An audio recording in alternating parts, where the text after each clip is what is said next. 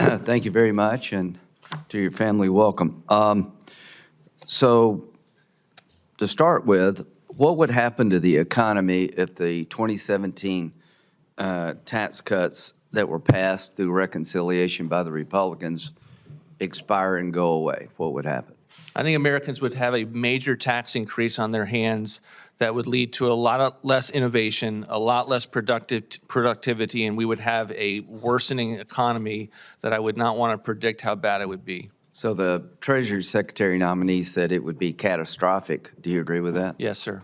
Okay, so that's one of the things we want to do on our side. Is it like $4.5 trillion of new taxes if all this goes away? That's the static cost of it, yes, sir. Yeah, so we don't want it to go away. I guess they do. So on regulations, do you have a say about regulations, government regulations? OMB runs the Office of Information and Regulatory Affairs. It's going to be charged to reset up the president's deregulatory agenda, and if confirmed, that'll be a major aspect of the job.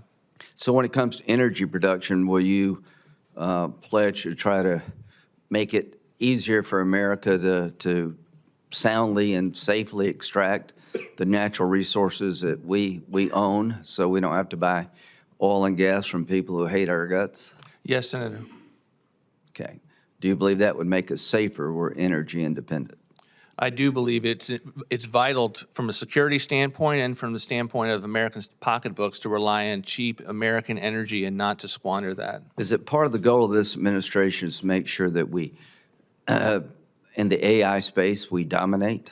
Yes, it is. Will you have a role in that, how to create a regulatory environment that allows us to compete with China? We will. We help as part of the policy process in articulating to the federal agencies the guidance that the president would like with regard to the artificial intelligence. When it comes to spending, is it your goal to reduce federal spending where you can responsibly? Yes, sir. Do you believe there's some room in our budget to eliminate programs that most Americans wouldn't feel the effect of? I do. There's plenty of areas in the federal government to be able to begin to tackle our spending and debt. So you promised me you'd do the best you can to reduce federal spending in a responsible way. Yes, Senator. Good. When it comes to the president's executive order about suspending foreign assistance for 90 days, do you know exactly how that works? Does that stop money going to Israel?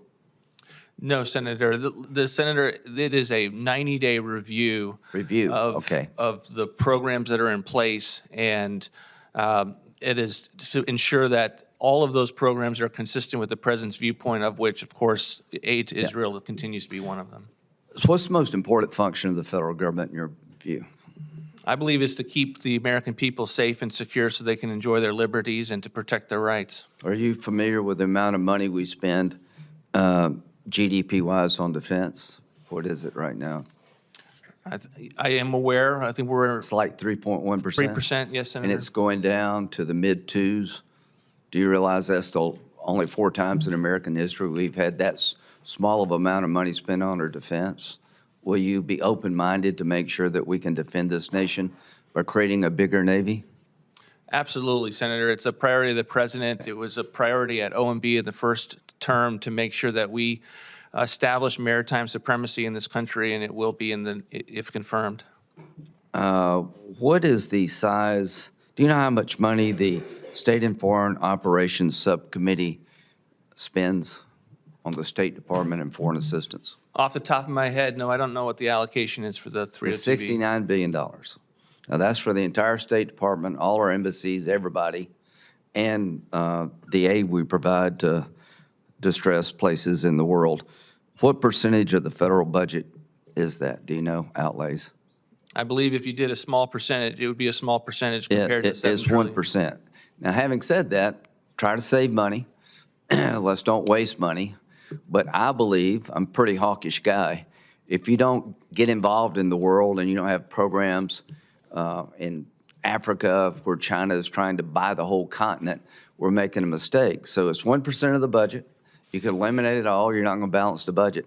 I think soft power is a critical component of defending America and our values. I look forward to working with you to make that count better, but the concept of soft power means a lot to me, and That's coming from a pretty hawkish guy. With that, Senator Merkley.